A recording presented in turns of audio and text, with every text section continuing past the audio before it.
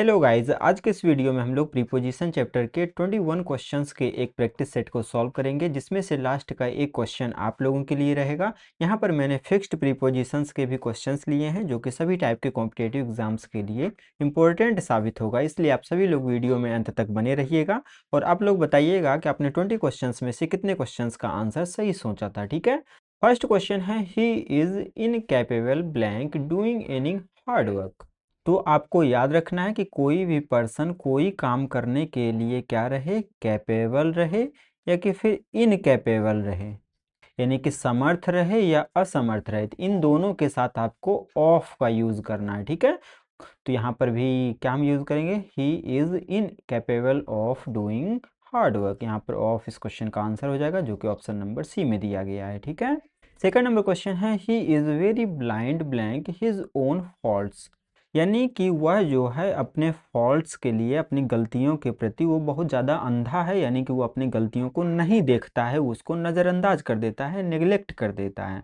तो जब कभी आप किसी चीज़ के नोटिस ना करने की बात कर रहे हो, वो अपनी गलतियों को नोटिस नहीं करता है, तो उस सिचुएशन में हम ब्लाइंड वर्ड के साथ फिक्स्ड प्रीपोजिशन टू का यूज़ करते हैं। ठीक है, ब्लाइंड टू मतलब होता है किसी चीज़ को नोटिस ना करना। यहाँ पर भी कहा जा रहा है कि वह अपने फॉल्ट्स को नोटिस नहीं करता है, तो ब्लाइंड के साथ हम टू का यूज़ करेंगे, जो कि ऑप्शन नंबर ए में दिया गया है।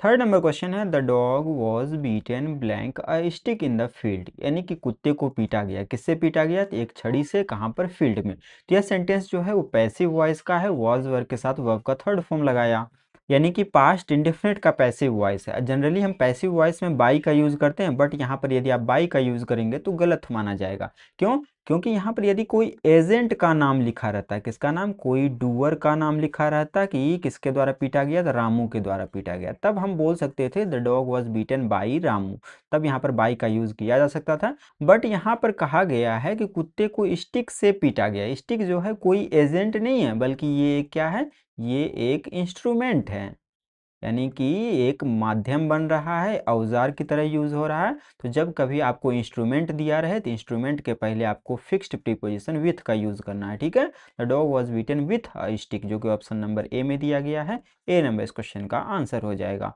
फोर्थ नंबर क्वेश्चन है, she was married blank a builder in in the USA. यहाँ पर द होना चाहिए था। तो उसकी शादी हुई किससे हुई, तो एक बिल्डर से हुई। कहाँ पर, यूएसए में। तो आपको याद रखना है कि जब भी आपको मैरिड वर्ड जो है एक्टिव वॉइस में मिल जाए, कौन से वॉइस में, एक्टिव वॉइस में, तब वहाँ पर आपको कोई भी प्रीपोजिशन का यूज़ नहीं करना है।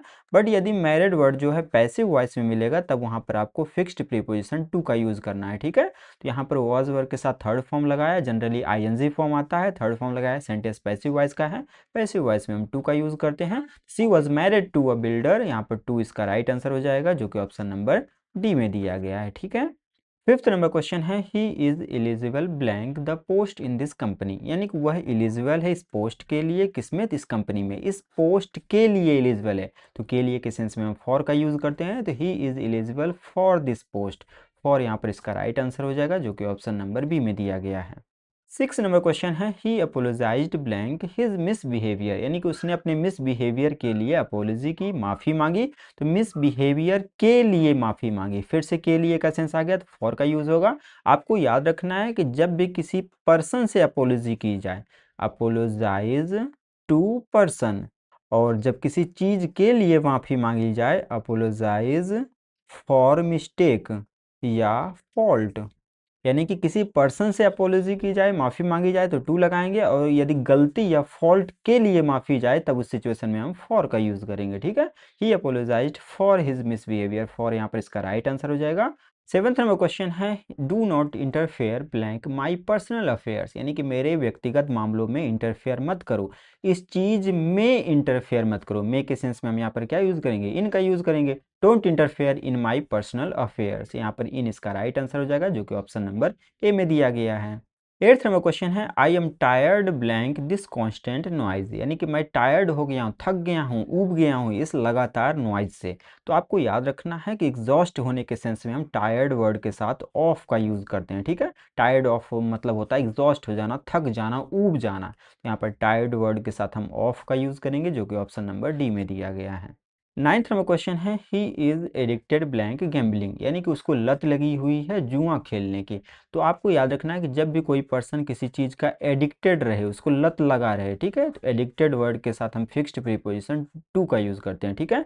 Addicted to doing something, addicted to doing something, किसी चीज़ को करने की लत लगने के सेंस में हम एडिक्टेड वर्ड के साथ फिक्स्ड प्रीपोजिशन टू का यूज़ करते हैं। तो यहाँ पर भी टू इसका राइट आंसर हो जाएगा, जो कि ऑप्शन नंबर बी में दिया गया है। 10th नंबर क्वेश्चन है the property was divided blank the four brothers, यानी कि प्रॉपर्टी डिवाइड होगी कितने भाइयों में, तो चार भाइयों में। तो किसी भी चीज़ को डिवाइड किया जाए, बांटा जाए, तो दो के बीच में बांटा जाएगा, तब वहाँ पर हम क्या लगाएंगे, तब वहाँ पर हम बिटवीन का यूज़ करेंगे, तब वहाँ बिटवीन लगेगा। बट दो से प्लस के सेंस में हम क्या यूज़ करेंगे, तो वहाँ पर हम एमंग का यूज़ करेंगे, ठीक है। The property was divided among the four brothers। यहाँ पर among इस क्वेश्चन का आंसर हो जाएगा, जो कि ऑप्शन नंबर बी में दिया गया है।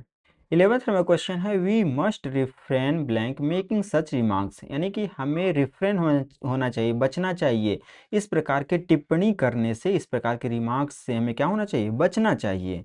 तो आपको ये फ्रेज याद रखना है कि जब भी आपको रिफ्रेन वर्ड मिले, यानी कि बचने का सेंस आएगा, तो किसी चीज से बचने के लिए कहा जाता है, तो रिफ्रेन वर्ड जो है हमेशा अपने साथ फिक्स प्रीपोजिशन फ्रॉम लेता है। We must refrain from making such remarks, यहाँ पर फ्रॉम इस क्वेश्चन का आंसर हो जाएगा, जो कि ऑप्शन नंबर बी में दिया गया है, ठीक है।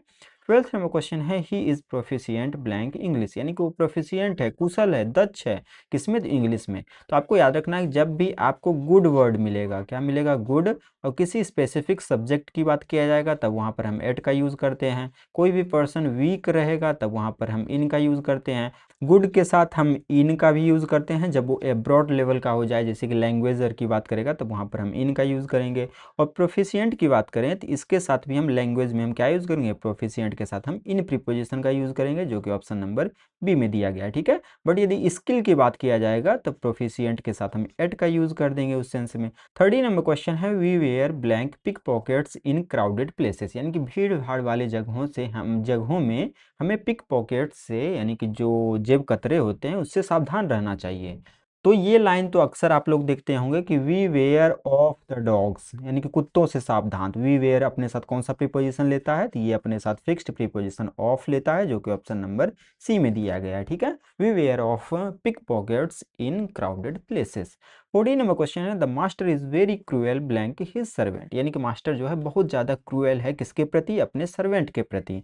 तो जब भी कोई पर्सन क्रूएल रहे, जब भी कोई पर्सन क्रूअल है किसी पर्सन के प्रति, तब वहां पर हम टू का यूज करते हैं, ठीक है, क्रूएल टू समवन।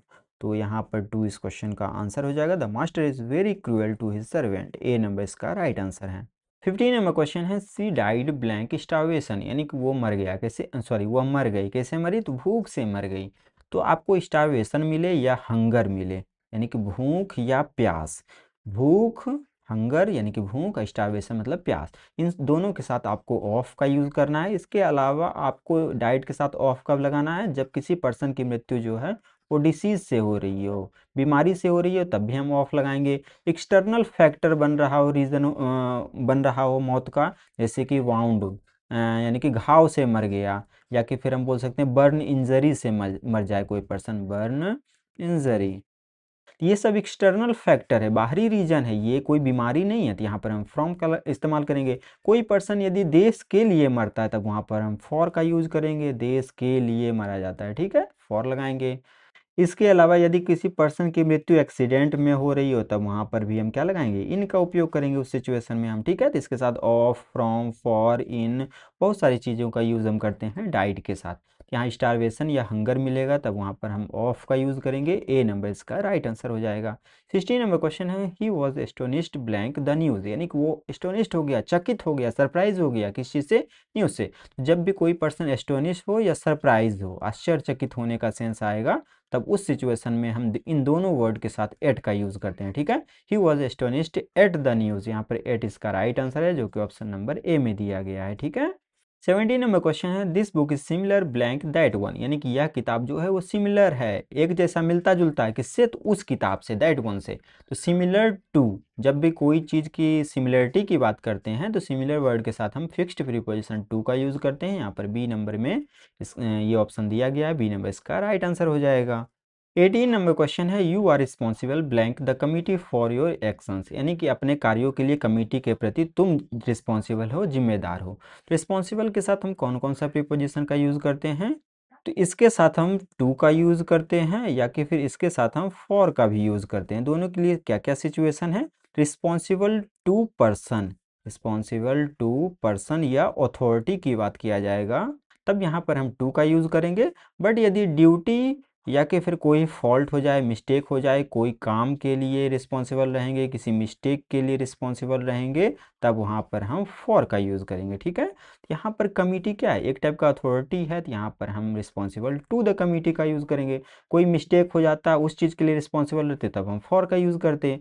तो you are responsible to the committee, to यहाँ पर इसका राइट आंसर हो जाएगा, जो कि ऑप्शन नंबर बी में दिया गया है। ठीक है, 19 नंबर क्वेश्चन है, she is gifted blank a sweet voice, यानी कि उसको जो है एक मधुर आवाज़ का क्या मिला है? गिफ्ट मिला हुआ है, वरदान मिला हुआ है। तो जब भी कोई पर्सन गिफ्टेड रहे किसी चीज़ का, गिफ्टेड रहे यानी कि वरदान मिला हो, नेचुरल चीज़ रहे, कैसा रहे? नेचुरल, तब वहाँ पर हम उस सिचुएशन में हम गिफ्टेड वर्ड के साथ विथ का यूज़ करते हैं। ठीक है, तो she is gifted with a sweet voice, यानी कि उसको जो है स्वीट वॉइस का वरदान मिला हुआ है। स्वीट वॉइस जो है ये नेचुरल है, प्रकृति द्वारा दिया गया है। यहाँ पर हम विथ का यूज़ करेंगे, जो कि ऑप्शन नंबर डी में दिया गया है। ठीक है, 20 एंड लास्ट क्वेश्चन है, इसके बाद का 21 नंबर क्वेश्चन जो है वो आप लोगों के लिए रहेगा, जिसका आंसर आप लोगों को कमेंट बॉक्स में देना रहेगा।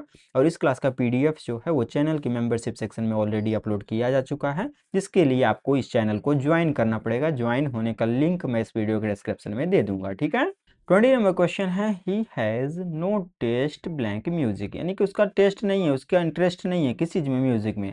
तो जब भी कोई पर्सन का इंटरेस्ट की बात किया जाए, यानी कि इंटरेस्ट वर्ड मिलेगा, तब तो वहाँ आपको इन का यूज़ करना है। बट यदि टेस्ट की बात किया जाए कि किसी चीज़ में टेस्ट है, अच्छा लगता है, या टेस्ट नहीं है, तो टेस्ट के साथ आपको फॉर का यूज़ करना है। इन दोनों वर्ड को याद रखना है। इंटरेस्ट रहेगा तब इन लगाएंगे, बट टेस्ट की बात किया जाएगा तब आपको फॉर का ही यूज़ करना है। He has no taste for classical music या म्यूज़िक कुछ भी रहेगा, तब वहाँ पर आपको फॉर का ही यूज़ करना है, ना कि इन का। यहाँ पर इस क्वेश्चन का right answer option number B हो जाएगा। तो ये रहा 21 नंबर क्वेश्चन आप लोगों के लिए। इसका आंसर आप लोग कमेंट बॉक्स में दीजिए। The car collided blank a truck, इसमें कौन सा इसका राइट आंसर होगा? यदि वीडियो हेल्पफुल लगा हो तो चैनल को सब्सक्राइब कर दीजिएगा, वीडियो को लाइक कर दीजिएगा, और अपने फ्रेंड सर्कल में इस वीडियो को शेयर कर दीजिएगा, जिन्हें भी इस वीडियो की नीड हो। ठीक है, तो तब तक के लिए थैंक यू, मिलते हैं अगले वीडियो में।